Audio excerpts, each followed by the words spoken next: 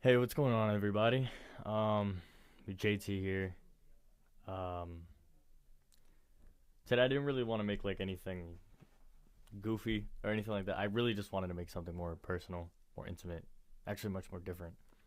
Something I also just want to test out, which is what it's like recording on this microphone and how this light is gonna look.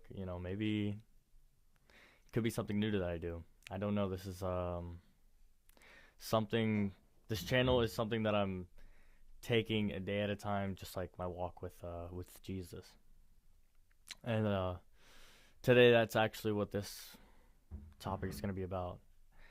Um, in my introduction to the channel, my first video, I talked about how I wanted to make this a channel where, in the comment section, we can pray for one another, encourage each other, and uplift. Um, and I need that actually really bad. Um, just because I post on my story things about Jesus or how great He is, how good God is, doesn't mean that I'm always doing good. Doesn't mean that a Christian is living their most perfect life or not. A lot of the times, it's hard. It's really hard, and it's an up and down hill every day, and you're feeling attacked all the time by by the enemy, by Satan, by your own flesh, which is your own sinful desire, sin, the world around you, people, either knowingly or unknowingly. Um, and it's hard to always have to remember the word in your mind and know that that's what you have to follow. If somebody insults you, don't insult them back. If somebody, strikes you, do your best not to harm them back. There is self defense, but let's see if we could resort to something different than this. Um, Not to just be rude to everyone. If somebody curses you, to bless them. If somebody hates you, to pray for them. Um, if somebody hates Jesus, preaching the gospel to them as best as you can. Um, and I've gone through that many times. Um, and I'm going through a hard time right now. Um, I just I just feel so distant from God. And I'm not doing my best. My prayer life is whack, if I'm being honest. The only thing that's been good is reading the Bible. I've been using the Holy Bible app, and it's allowing me to use this a reading plan. We're able to read the Bible either in 30 days, which is insane, which I'm not doing that. You could do it in 2 months, 3 months, 6 months, a year. Excuse me. They show you how to read the Bible in chronological order, and that's what I've been doing. I've been I've been struggling with really like feeling something when I see and hear what Jesus did on the cross. I see people crying out to God in prayer, feeling His presence so strongly, and I don't. I've haven't had a real intimate, good experience with God. Not saying that I don't believe. I do. Um, it's just when you don't seek Him, when you don't love Him with your mind, body, your soul, and all your strength, and you don't put Him number one in your life, everything is gonna fall apart. Um, and a lot of the times, you're gonna put yourself almost in a spiritual prison, And while I'm free, not in jail, while I'm free, I have a Bible. We're not being persecuted as bad as it was in the days of the Soviet Union. We're not being targeted as if I was in a foreign country who the main religion is Islam, or even in India. We're still that Christian-based country. As atheist and as satanic as this country is becoming, we are still that country that was first based and founded on with the founding fathers, as a Christian country. So I'm free in that sense. I don't have to hide my faith. I can shout Jesus on the mountaintops. I can shout Jesus on the rooftops and on a megaphone, and it doesn't matter. Yes, will I get insulted? Will I get hated? Absolutely. That just comes. But the reason I feel as if I haven't gotten there close with God is not only because I'm new still to the faith. It's only been a year. But I've had such a hard time giving my heart to God. And I guess this is the part where it gets intimate. The reason was just never really gave my testimony, but just pieces. I can tell you in another video I could do my whole testimony. But when I was younger, and even up to now, I didn't like, it's hard for me to pinpoint what love is. In my life, love that I've always received or seen has always run out. What I thought was love turns out wasn't love in other people's lives and in my own life. I struggled so long with porn, with lust. I used a lot of women as objects. Many. Trying to convince myself that it was love. It was lust the entire time, and trying to convince them that it was love, but it was lust the entire time, and I'm so sorry for that. And women aren't objects. They weren't objects. And I see that now, and that's embarrassing that I have to say that, but maybe this might help me. So my parents getting divorced, I thought there was love, but it was, a lot of drinking involved that helped the love, and just a planned divorce for the future that was going to take place. So that love was also broken, and my mom, passing away. When I was younger, she always promised me she would never die. And since I never experienced such a big death before, I've seen death and going around and whatnot. This is what I always tell people when it comes to my mom passing away, the story leading up to it, which is crazy. It was hard for me to believe that death was this big, huge thing. I've seen death, I've gone to funerals at the time, but it's just I haven't, I've been lucky, I didn't experience anything big.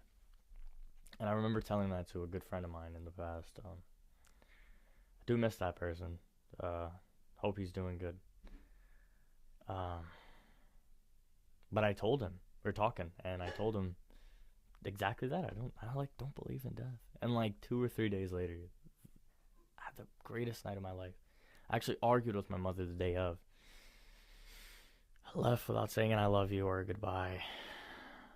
She took my car away, so my friends, they lived up the road, and I asked them to give me a ride. They offered a ride and said, sure, yeah. They took me to work, and after work, they picked me up, and we had a great night. Went to Applebee's, we smoked, we did everything some youngins shouldn't be doing, but they were absolutely doing. And we had a great night. Went to bed late, of course, playing video games, joking, Instagram, blah, blah, blah.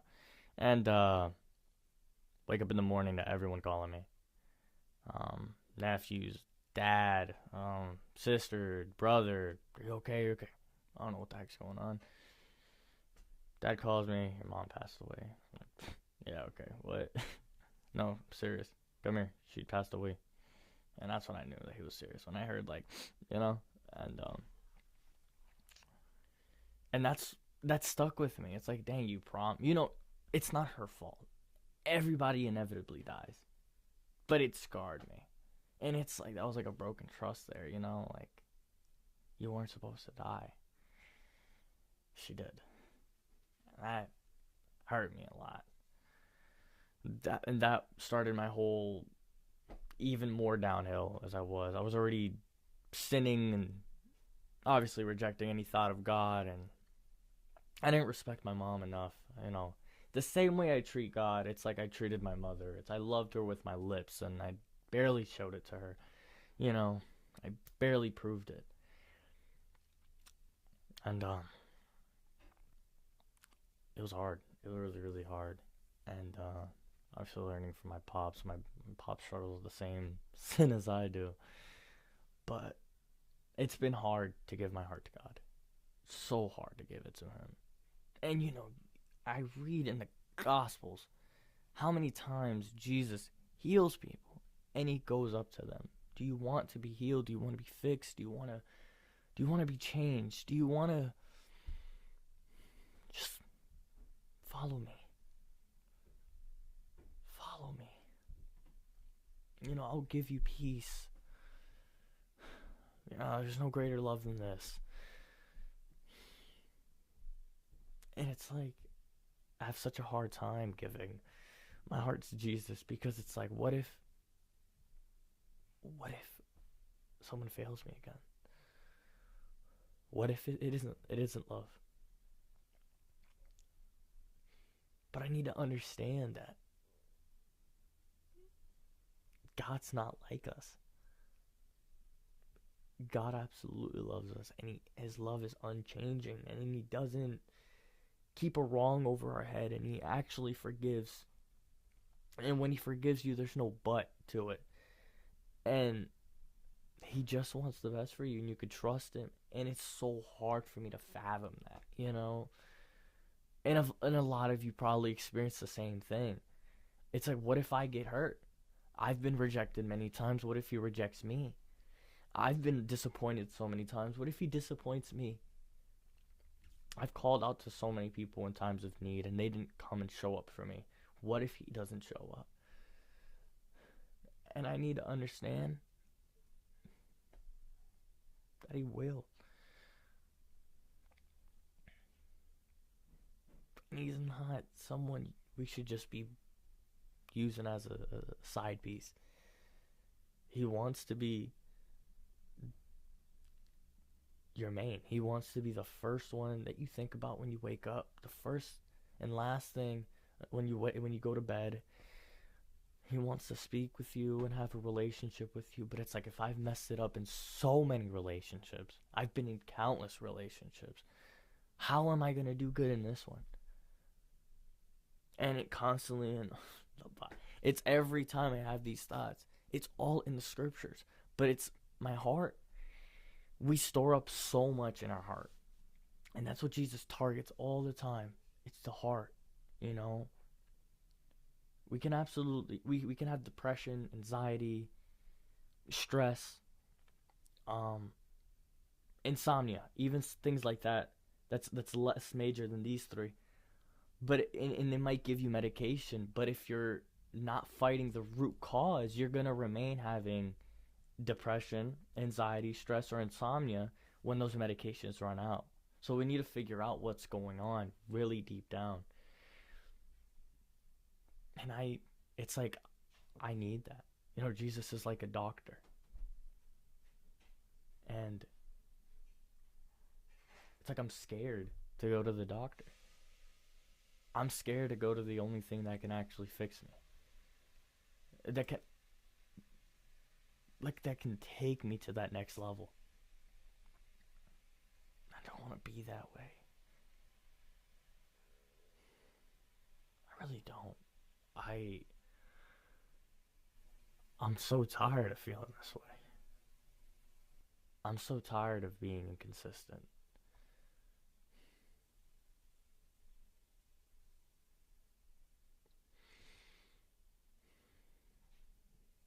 it's bad.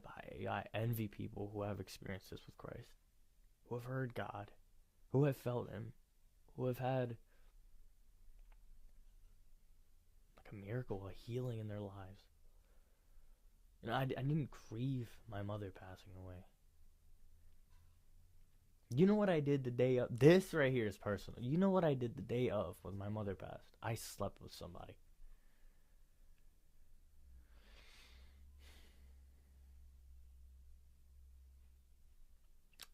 And I never, when it comes to relationships, it never works because I just move to the next one because I'm scared of being alone. You know, my mom used to do everything for me when I was younger. Everything. And when she passed, I was lost. I still have my braces to this day because I didn't even know I had appointments. How do you not know you have appointments for your braces, your dentist, your doctor? And I didn't know. I didn't know how to cook. I didn't know anything. My mom did it all. And it took so long. And when I was praying one day, God revealed to me. He didn't speak to me. It wasn't nothing crazy. You guys probably think somebody, like, it's something absurd, like crazy when God speaks to you. He speaks to you in so many ways. It could be like this. You can hear him. He can speak through another person to you. Something you've never told anybody, and this random person comes up to you and talks to you and tells you about him, about something going on in your life. He may even be like, I'm always with you, and just walk off like, what? But God spoke to me in prayer and just brought me back to a moment. And it was just those nights in my room. I was just almost praying, but it was, my mind was drifted to times when I was in a room alone after my mom passed. And he revealed to me this needed to happen. You were never going to grow. You were never going to come to me. And you were going to continue being a man-child for the rest of your life. You didn't respect your mother, so what was the point of her being here? Her kids didn't respect her either. And she's in pain. Now, was it a hard pill to swallow? Absolutely. But was it a sigh of relief? Absolutely. Because just like we all do, the first thing I did when my mother passed away was I blamed God for it. And I didn't even believe in him. Why do we do that? Why blame God if we don't care for him? Even at times in a time of need, you might pray, but other times you want to try to do things yourself. So when things go bad, why blame God? You don't believe in him. I don't know why I did that. It's because everybody else does it, I guess. But now I've learned not to do that. Because I've understood that we all have this disease, which is sin. And sin is wicked. And sin spreads. It spreads hatred. It spreads division among people. The judgment. It spreads, sleeping around with other people, diseases. It can cause abortion, or people having unprotected sex at an age you shouldn't be, or with a person you really didn't want to be sleeping with. It can cause liver disease from drinking, lung cancer from smoking. That's all sin. We shouldn't be destroying our own bodies, but we do it regardless. But this is sin. And nobody wants their doctor either. Nobody wants to go to God. We've all hardened our thoughts, and we've hardened our hearts to think that what we're doing, which we feel internally, like morally, is wrong, but we continue to do it as if everything is normal or okay. And that God, that higher power that we believe in somehow, sometimes, we're just being even more separated away from him, being more hardened, making it harder to get close to him, especially if somebody comes preaching to you or speaking to you about Jesus.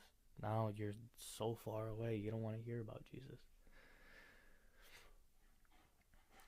But if somebody comes to us and explains to us that there is so much wickedness in the world that causes separation, and that wickedness is called sin, and God gave us a fine or a punishment for that sin, which was death. That was our wage. That's something that we have to pay up. We have to pay for with our lives. But that sin would continue. And Jesus came to live a perfect life without sin, to then lay down his life and die for us, that we may come closer to God, that we may be adopted to a Father who really does love him, who does love us, who doesn't keep a tally on our wrongs, who we can trust, who's always there when we call him, who, though he knows everything, wants to hear about our day, how we're going through so much, and just want us to lean on his Son, who will give us rest and peace, as long as we believe in him. And not just believe that he existed. Because I believe I'm recording this video right now. I don't know, it might have stopped. But believe in him in a way that faith is true confidence. It's a trust. It's putting him first. When a problem comes through in your life, confiding in him first. Not relying on your own thinking. That's believing in Jesus. Believing that he really did die. That he, on a cross, for our sins, he was buried. That 3 days later he rose from the dead and now sits at the right hand of the Father, and he shall come back. That's believing in Jesus. That's having faith, trusting confidence in him. That he won't break your heart. JT, that he won't break your heart. That you can absolutely love him. That he knows every relationship you've messed up. But he's willing to start a new relationship with you.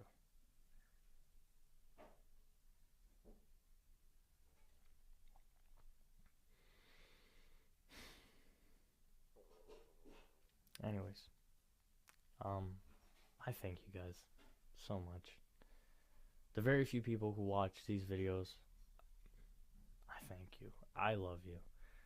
And I really hope that you at least find these videos maybe entertaining. And maybe you're getting something out of these. I really hope you give Jesus a chance. He loves you. He really does. He really does. I'm sorry if church has hurt you. I'm sorry if other Christians have given him a bad image. He's good. He really is. And he's always knocking at the door, just waiting. He's not going to barge in.